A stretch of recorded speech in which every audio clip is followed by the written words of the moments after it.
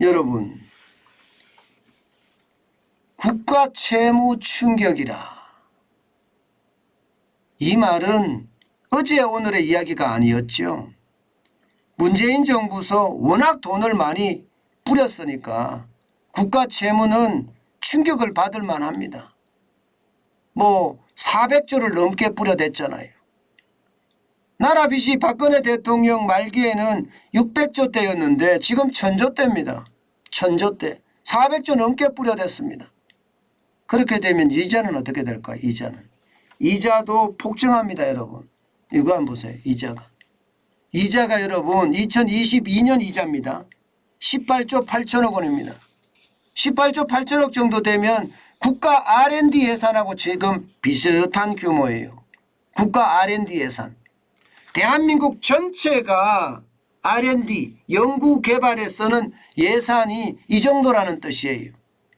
그러면 여러분 빚이 많아서 이자로 다 쓰니까 우리 세금 내면 이자 내니라고 정신없다. 이렇게 이야기가 될 수 있나요? 예, 이야기 그렇게 될 수 있습니다. 예.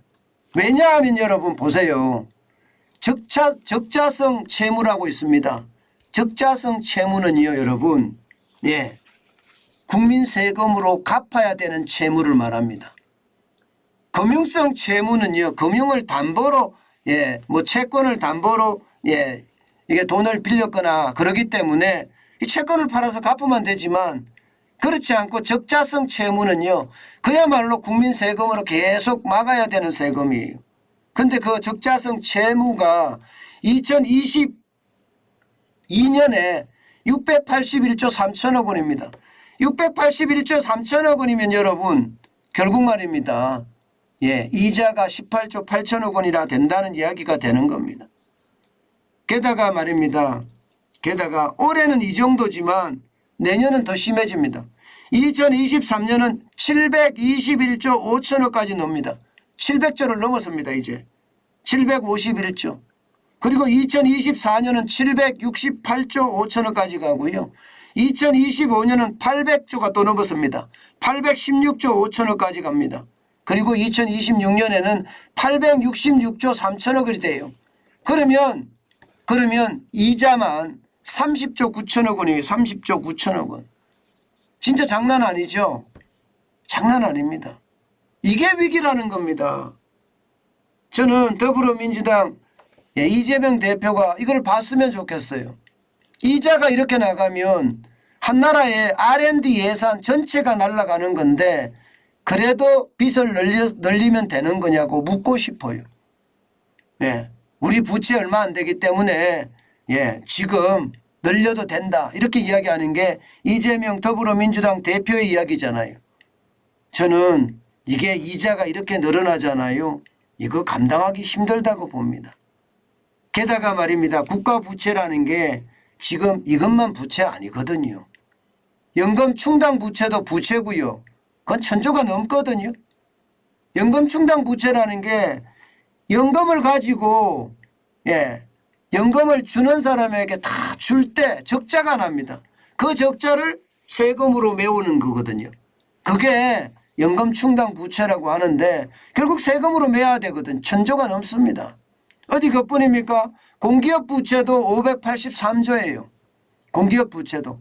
저는 이런 부채들을 다 합쳤을 때 여러분 우리나라 굉장히 저는 위험 수위에 있다고 생각을 합니다. 당장 말입니다. 적자성 채무와 현금성 채무만 합치더라도 올해만 1075조입니다. 1075조. 이것이 말입니다. 2023년에는 1182조가 되죠. 그리고 2024년에는 1298조, 25년에는 1415조가 됩니다. 계속해서 늘어납니다. 윤석열 정부가 어떻게 할 수가 없어요. 왜? 법제화를 시켜놨기 때문에 법을 바꿔야지만이 부채를 줄일 수가 있는데 그러지 못한다는 겁니다. 그러지 못해요. 그렇기 때문에 이자는요 앞으로 부채는요 앞으로 천정부지처럼 늘어날 겁니다. 저는 결국 말입니다. 결국 문재인 정부가 제가 이런 표현 쓸게요.